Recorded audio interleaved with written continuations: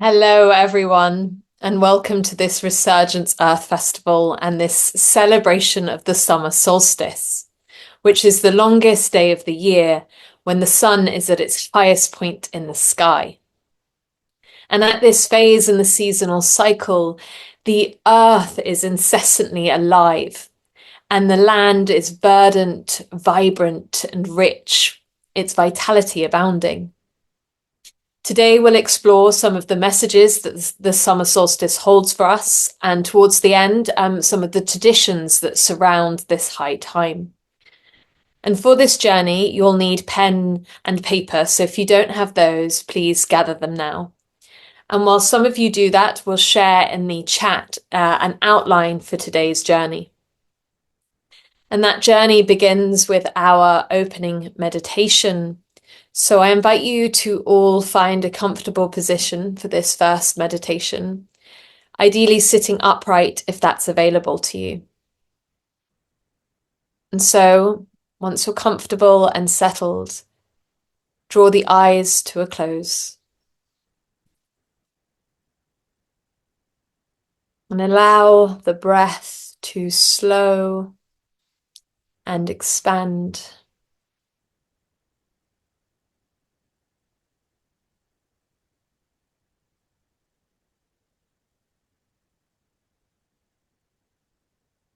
Allowing the breath to bring you into your body and into this moment.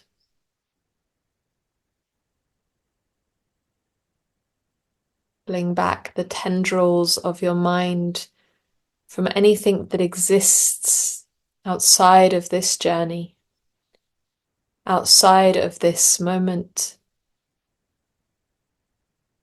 so that we can be fully present to this honoring of the earth and the seasonal cycle, to this honoring of the ancient earth festival of the summer solstice.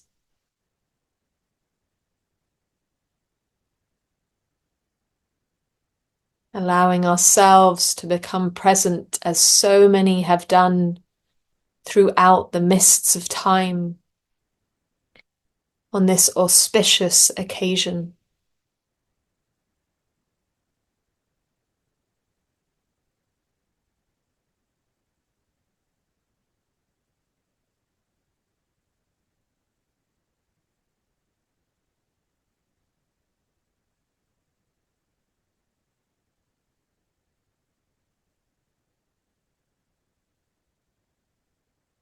And as your slow, steady breath brings a little slowness and steadiness to the mind and body, a sense of soothing and centering,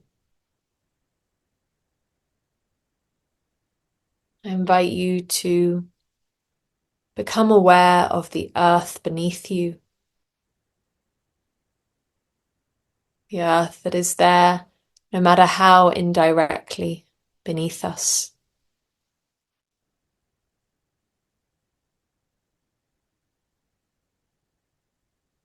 Sense into its immense presence, its ancient presence.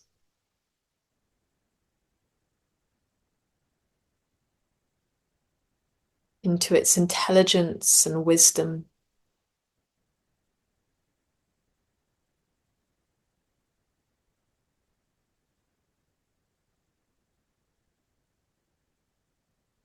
All that the earth makes possible within our own lives and within the web of life.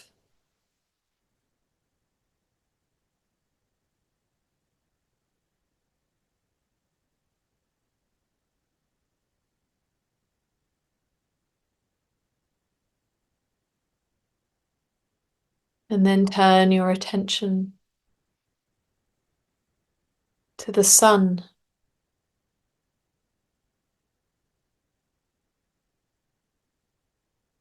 to this mighty sun, and to all that it makes possible.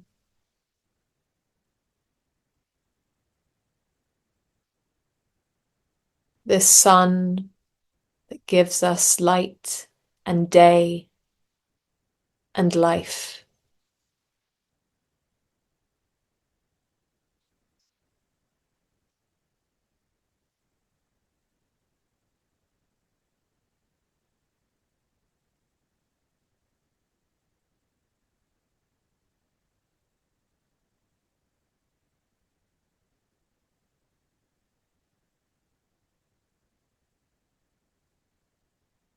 Taking some time here to honor the presence of both the earth and the sun.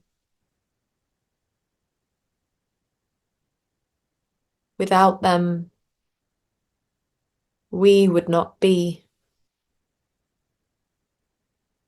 And yet, we so often fail to remember them.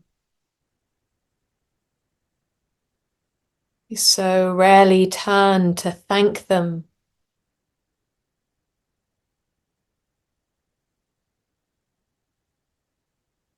And so, I invite you to do so now.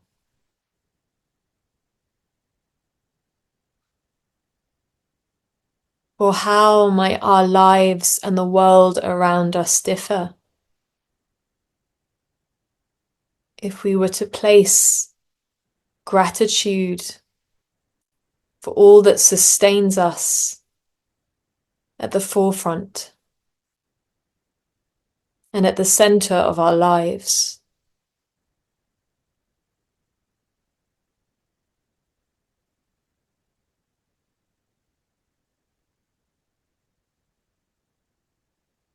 On this occasion of the summer solstice, let us do as our ancestors did for millennia and honor the presence of the earth and sun, to that which sustains us, to the majesty and mystery of both and of life.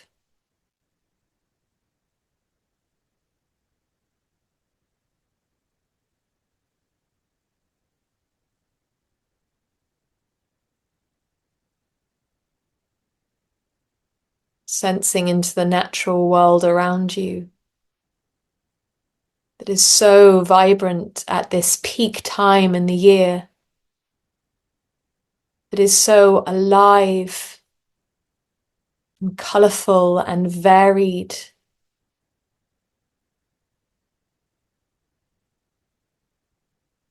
Is so productive and fertile,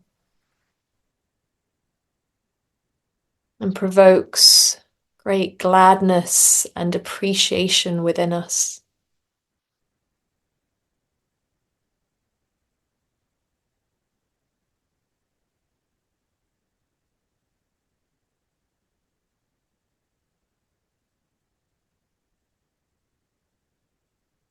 Giving thanks for the beings in the natural world that touch our hearts,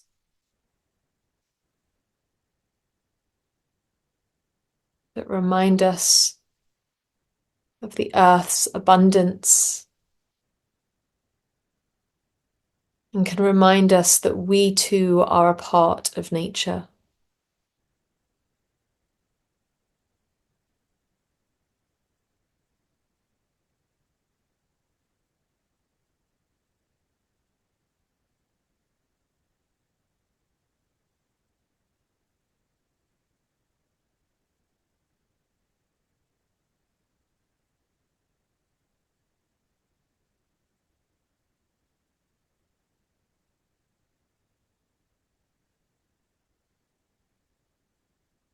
May we bow to the intelligence of the natural world that makes our lives possible and that is there within each of us.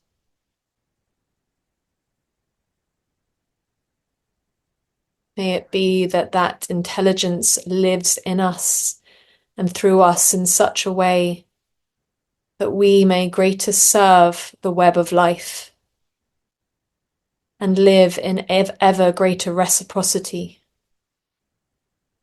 with all life.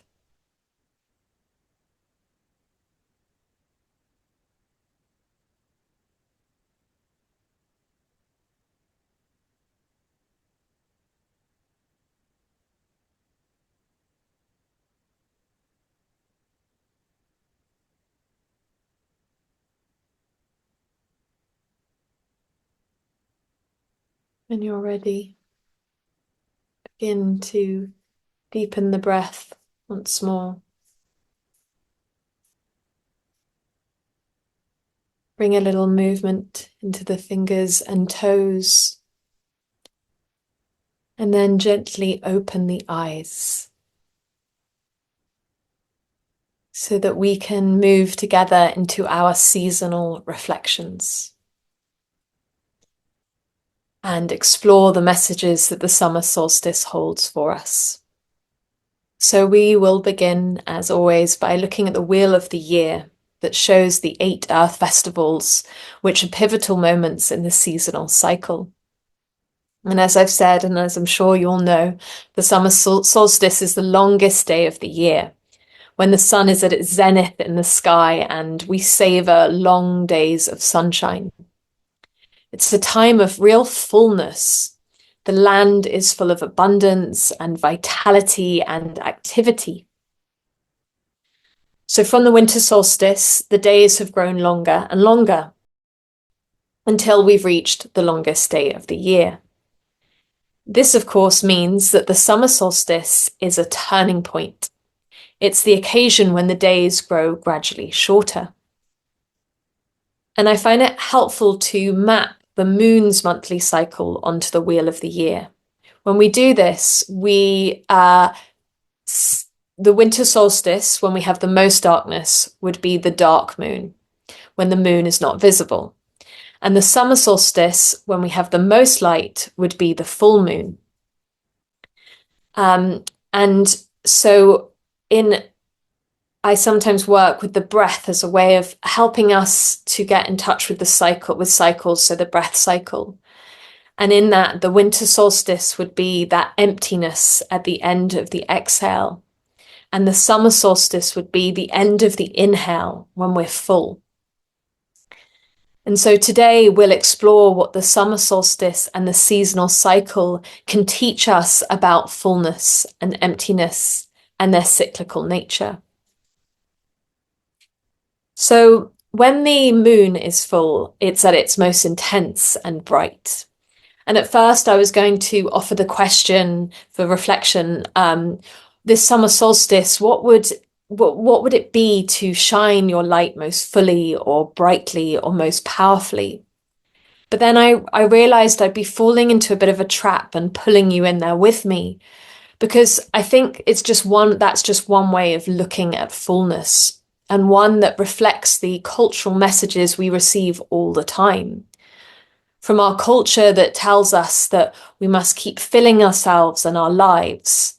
More, be more successful, more powerful, shine more brightly. And with those messages, we fill our days, and we fill our days with work and a system that has set up so that we must work for money to pay for food and shelter. And in this filling of our lives, we have less time, and we've become alienated from nature, and we've lost our skills of self-sufficiency, our ability to feed ourselves, to care for our health, to build our own shelters and maintain them. And these skills would once have been shared within our communities, and we would have turned to one another for support. There would have been a culture of neededness as opposed to exchange. But our lives are now so full that we have limited time for each other or for community.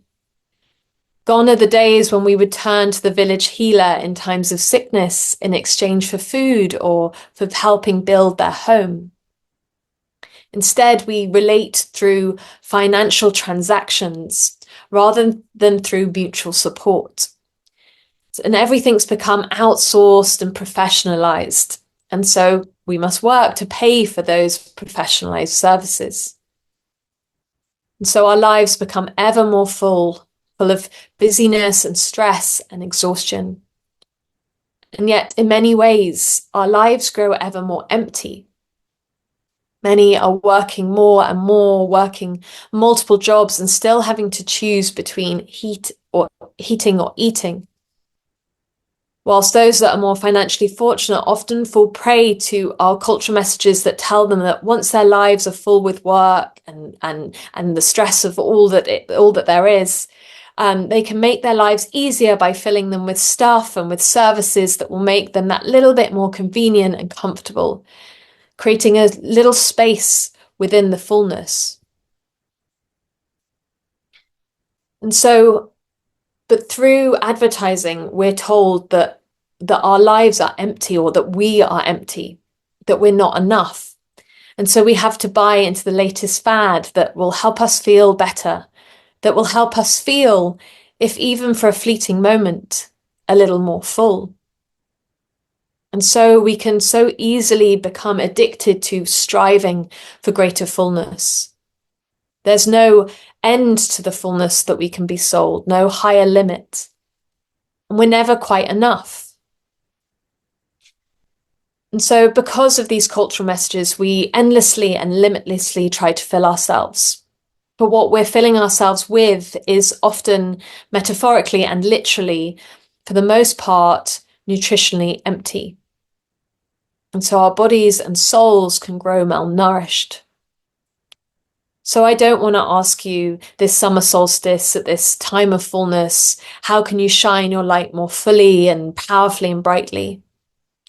Instead, I invite us to reflect on our relationship with fullness and emptiness.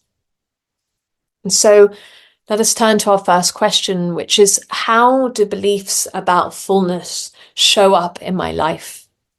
And you might like to consider your relationship with success and failure, how striving for fullness shows up in your relationship with your appearance or worthiness, with your ability to rest or slow down, or how it shows up in your consumer habits. And so I'll give you 2 minutes to question and honor this topic of fullness at this full time of the year. 2 minutes here.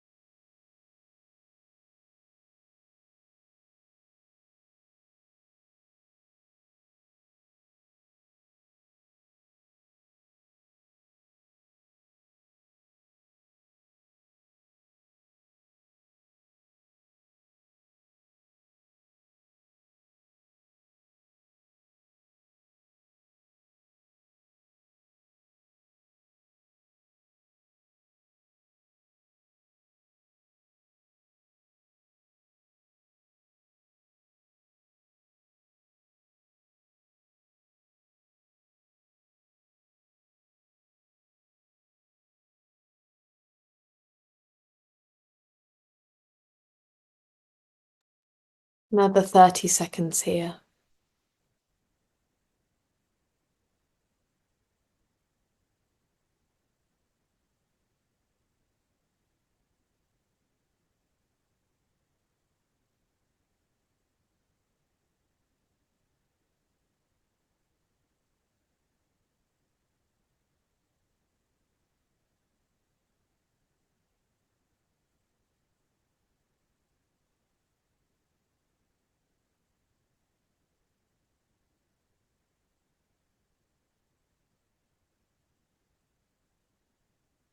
Putting your pen down for a moment or two.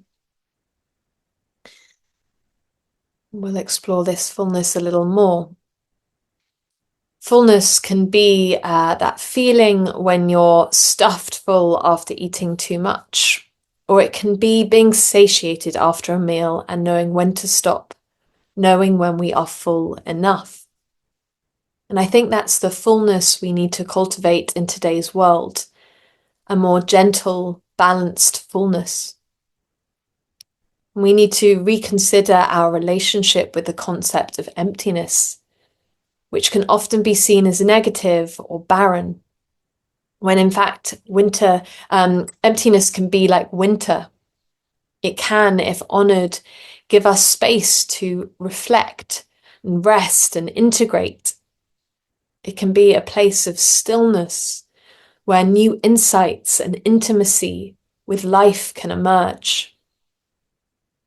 Those still moments or moments of meditation in our full lives that can center us and help us to reconnect and root into what matters most. So we can be full with an awareness, a gracious awareness, or we can be unconsciously full or filling and therefore seeking more. Do we know when we're nearly full and when to stop?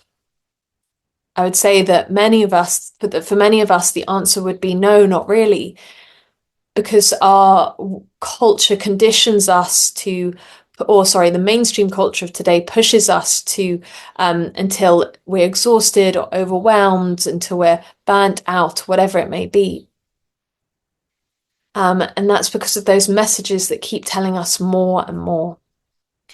So for our next question, I invite you to consider the cost of striving for that kind of fullness, that limitless fullness, as opposed to a more gentle and balanced fullness that acknowledges limits as grace notes, as Stephen Jenkinson would say. So looking at that question, what's the cost of striving for that fullness, and considering perhaps how that affects your behavior or your sense of self, your health or your relationship with others and the earth. You might like to consider what you lose sight of in that striving for fullness. And again, you'll have 2 minutes here.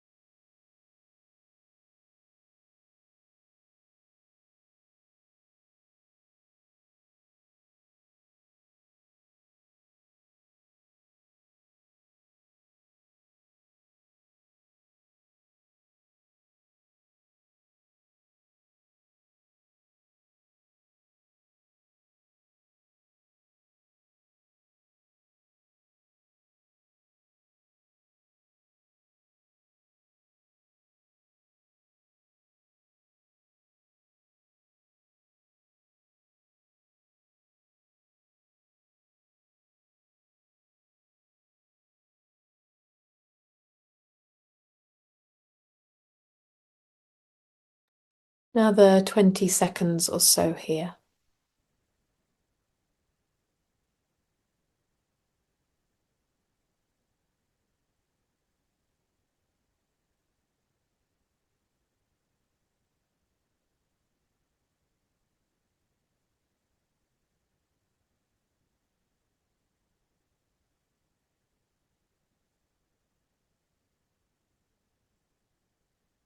So, for our final question, we move towards wondering how we can break these patterns of overfullness and begin to free ourselves from the impact of these cultural messages of never enough and how they push us and the earth out of balance.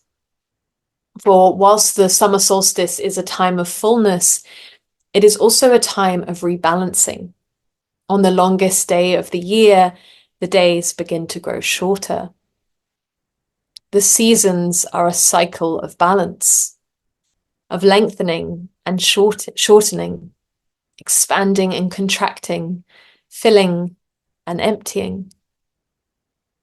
So how can we come to respect and accept this cycle more? I know that for many of us, the summer solstice can be a bit disconcerting. The winters can be so long and hard, and at this time of year, it feels as though summer has only just, begun to get into full swing. And already the days are growing shorter. And that can be really disconcerting, and we want to hold on to it. But what if we were to learn to accept that turning point? If we could welcome the fact that on the summer solstice, the days grow shorter, how might that translate into other areas of our lives and into our relationship with balance and with the earth and with enoughness? And if we dare to accept limits, would there not be another kind of abundance waiting for us? After all, the summer is as beautiful and as savoured as it is here because we know the emptiness of winter will return again.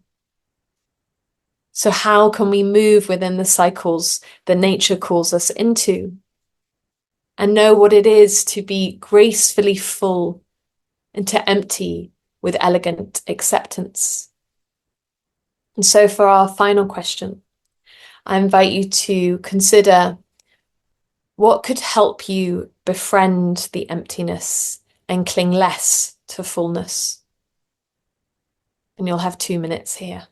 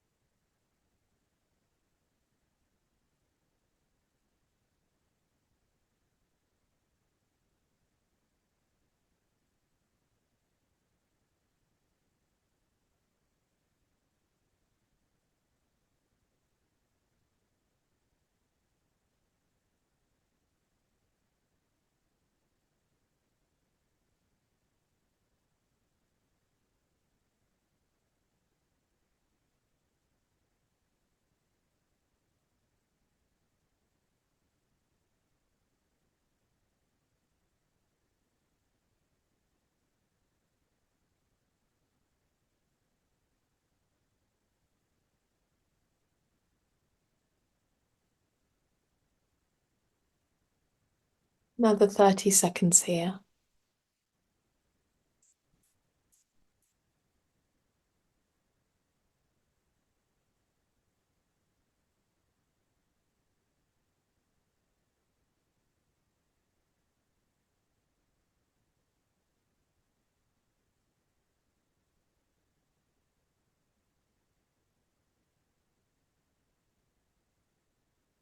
When you're ready, putting your pen and paper aside, and you may like to return to these questions and to your responses, and I encourage you to walk with them in the coming days at this time of the summer solstice, which falls on Thursday this year. And to be present with this question of fullness and enoughness and limits. For now, let us turn to our longer meditation. And for this meditation, you're welcome to lie down if you feel confident that you won't fall asleep. So finding a comfortable position, however that is for you. And when you're ready, drawing the eyes to a close again. And returning to the breath of life as it moves within you. This gift that is given to us by the rooted ones.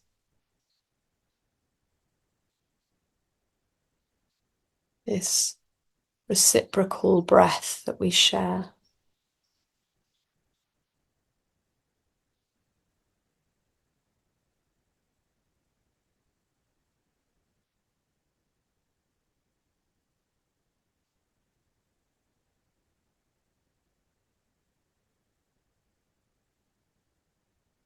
Allowing the breath to be deep and gentle, to be slow and savoured.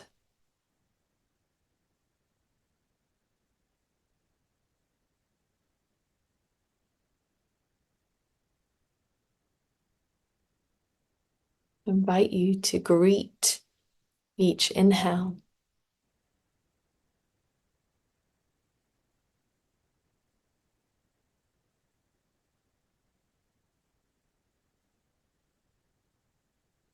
and to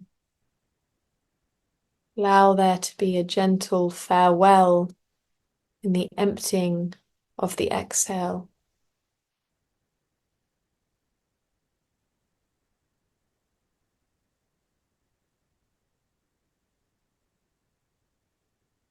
Letting go and a release.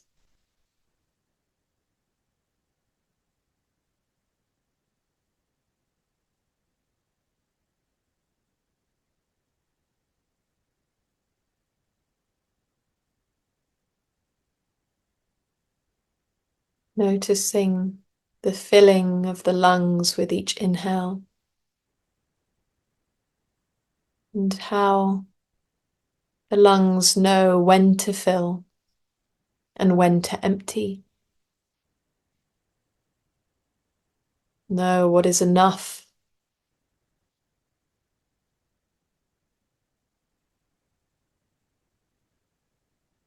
How they know not to hold on, to grasp for fullness.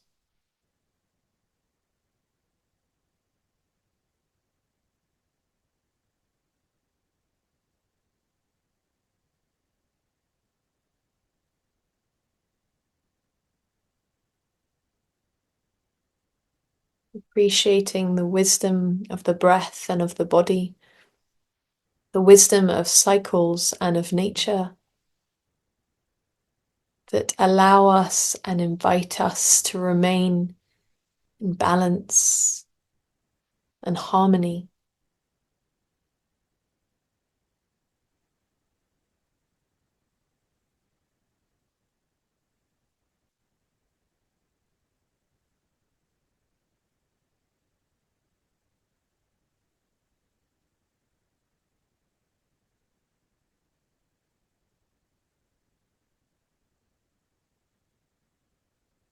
And I invite you to expand your awareness beyond your breathing body, to include the sounds around you, around the building that holds you. Or perhaps you're outside. Either way, seeing if you can hear some of the sounds of the natural world around you.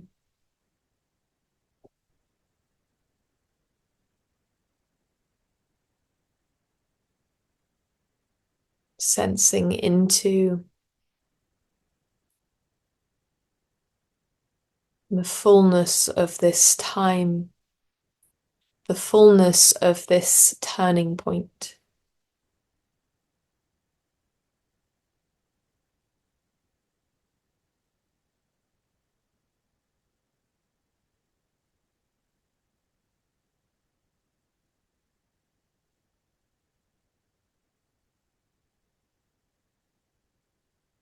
And I invite you to imagine that you are out walking on a beautiful summer's day amongst tall grasses and high wild flowers. You're walking with no route in mind, but you're simply immersing yourself in nature's beauty and bounty. Noticing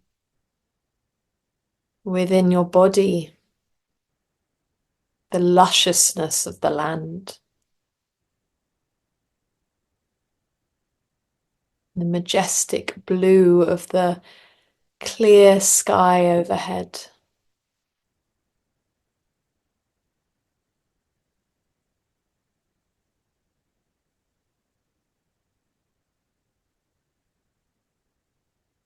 Invite you to open the ears of your heart to the sounds of midsummer, and to imagine that you could breathe in the sweet scent of the solstice.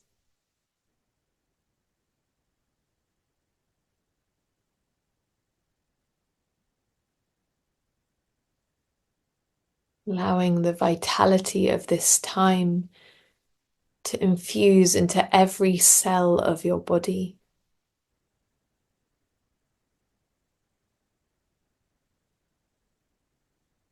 As if you were lying on the grass on a warm midsummer's day, feeling that warm glow of the sun on your skin as it seeps into your bones and into your being with gladness.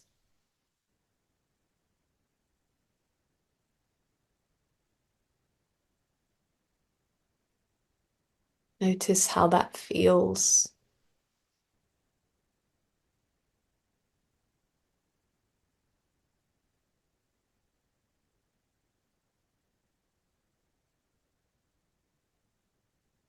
All around you, the earth is pulsing with life, powered by the light and warmth and energy of the sun. And so you stop a moment to give thanks for that life-giving energy,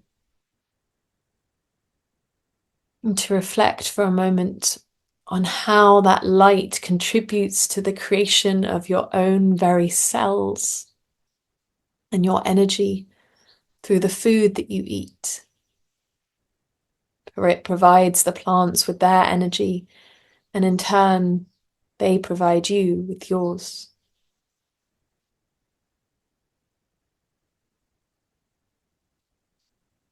Imagine the energy of that the sun bestows on you, filling your body with a warm golden light, with the light of the sun. And imagine that light spreading through your body, through its entirety,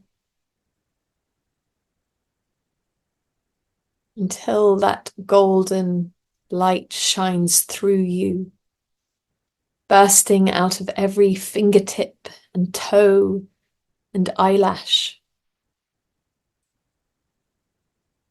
as it rejuvenates and nourishes you with its power.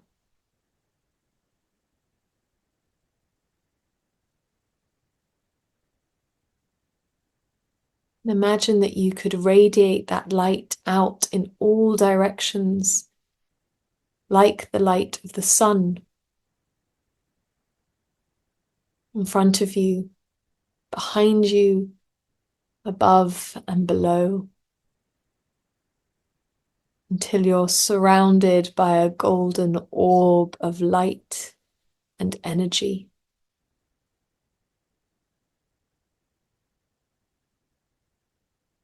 Imagining that that light could usher out and empty anything that is ready to be released from you, any stagnant energy or patterns. On this auspicious day, at this high time, imagine that light could strengthen you, fortify you, and soften you with the soft strength of summer.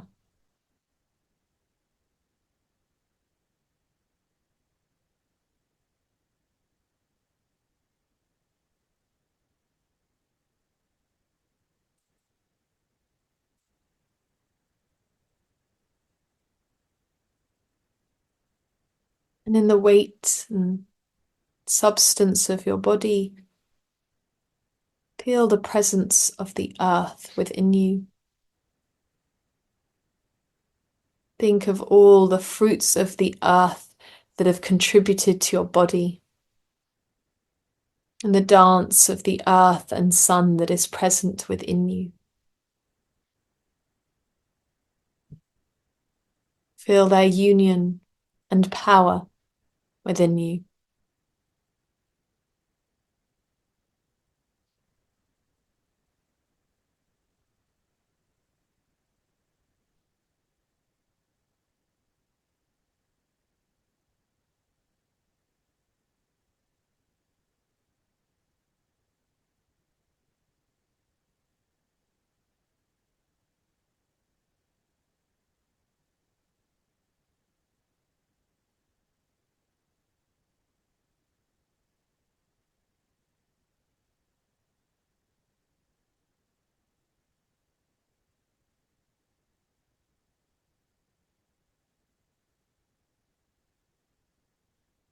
May it be that we remember to honor all that sustains us, that we honor the lives around us in their diversity of expressions, that we honor the fullness of the land no matter where we are in the seasonal cycle.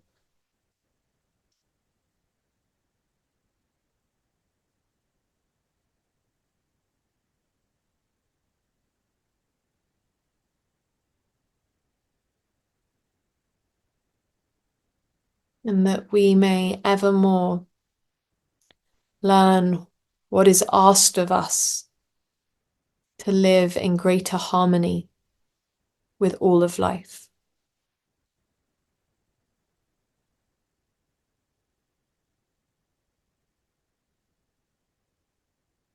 So much of you is needed, and so little of it by you.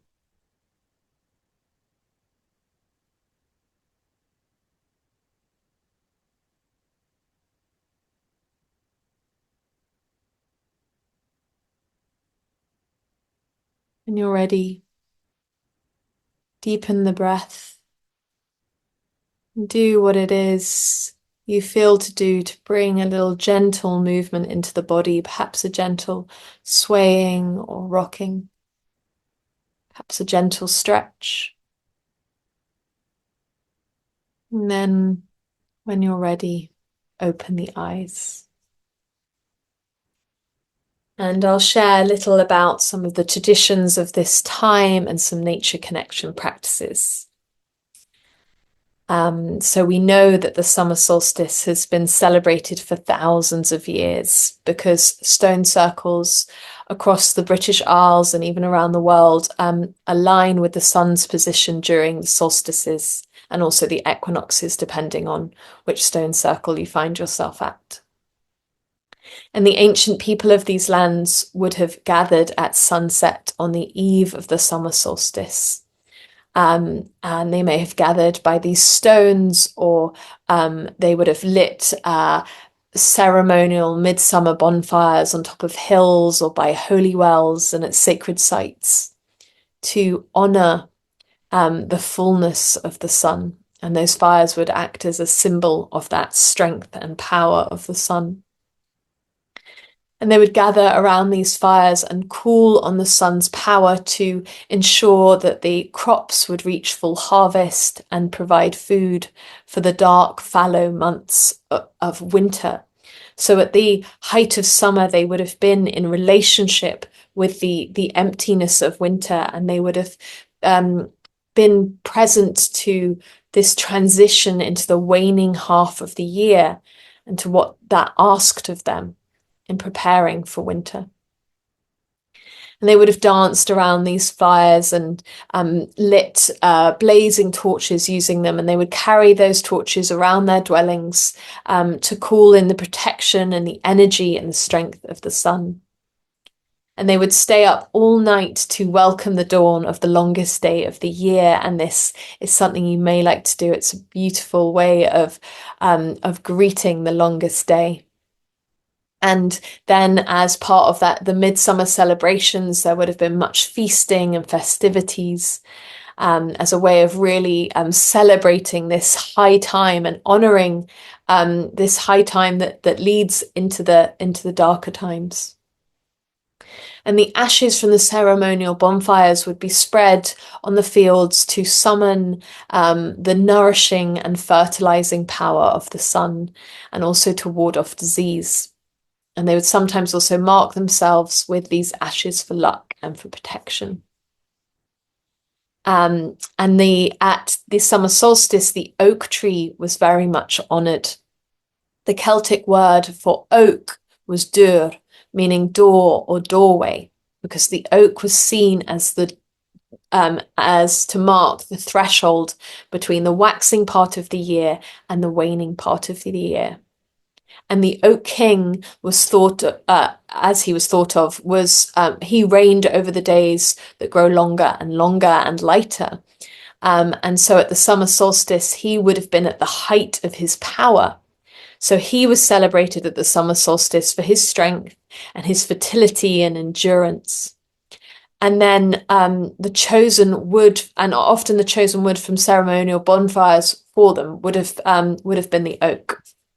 And then at the summer solstice, the Oak King would then surrender his reign to the Holly King, or I believe would have once been the Holly Queen with her red berries, who reigns over the descent into the darkness as the days grow shorter and shorter, and we move towards autumn and winter. So at this time of the summer solstice, I really encourage you to connect with an oak tree in the next few weeks, and to sit with openness and attentiveness and explore your senses and what they tell you about its presence. And in your senses, I invite you to include a sense of imagination and intuition.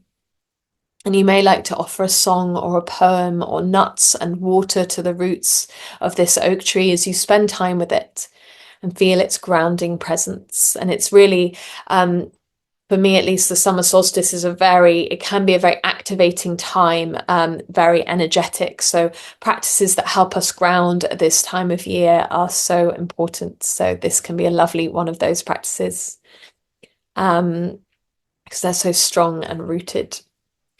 At the summer solstice, we meet the Celtic sun god Belanos, which means the bright shining one, who I mentioned at the last Earth Festival, the Festival of Beltane. And this time we meet him as the patron of healing herbs.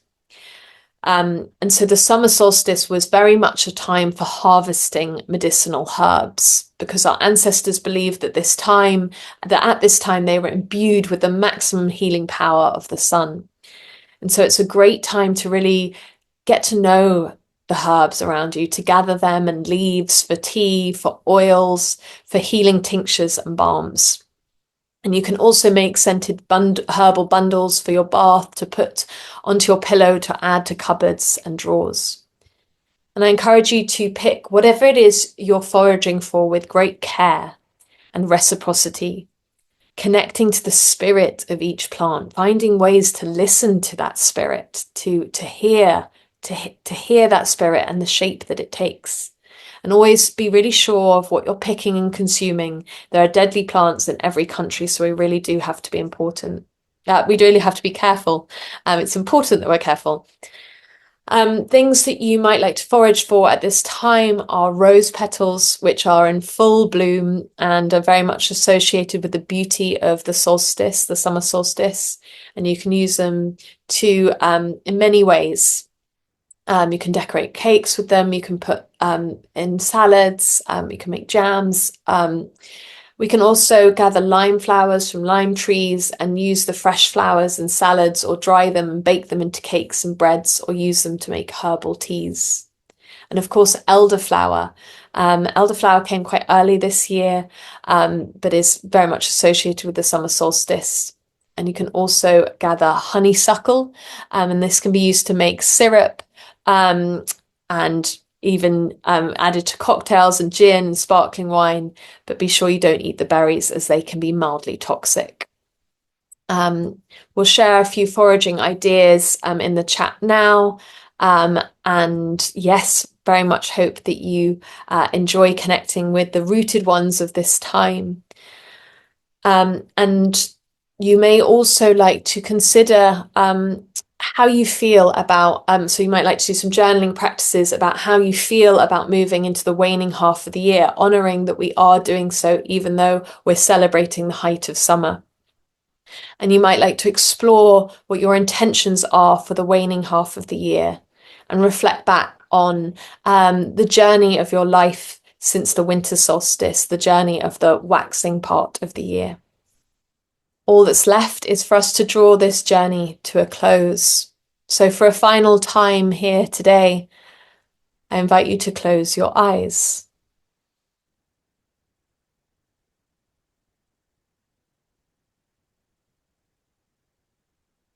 Return to the breath.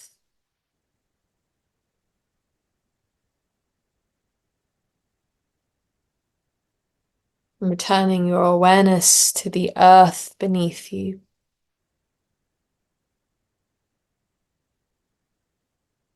And offering it your heartfelt thanks and your care this summer solstice.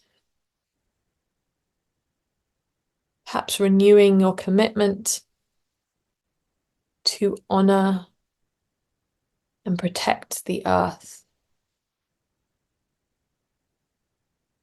To listen deeply to it, to act as a voice and steward of this precious ancient earth.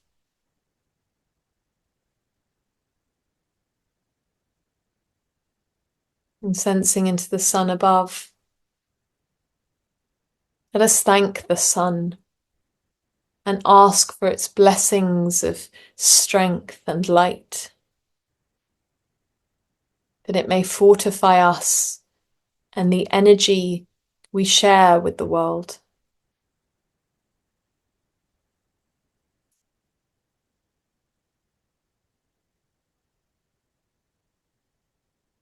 May it be that one day we live in a world where we remember the sun and the earth when we step out into their presence,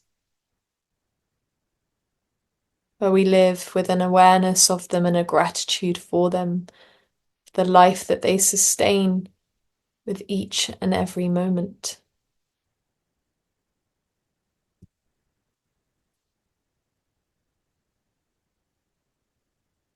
I invite you to place one hand at your heart center with your eyes still closed, and one hand on the chair or the floor beside you.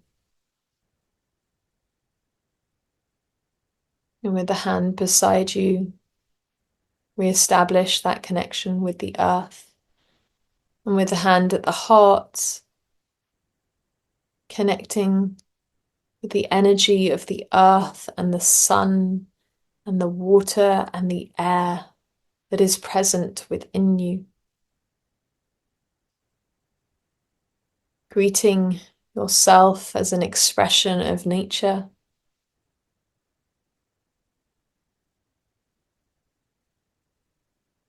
Belonging to the all. And thanking yourself for taking the time to honour the earth and the sun and the seasons at this auspicious occasion of the summer solstice. and asking how you can be of greater service to the natural world around us and within us.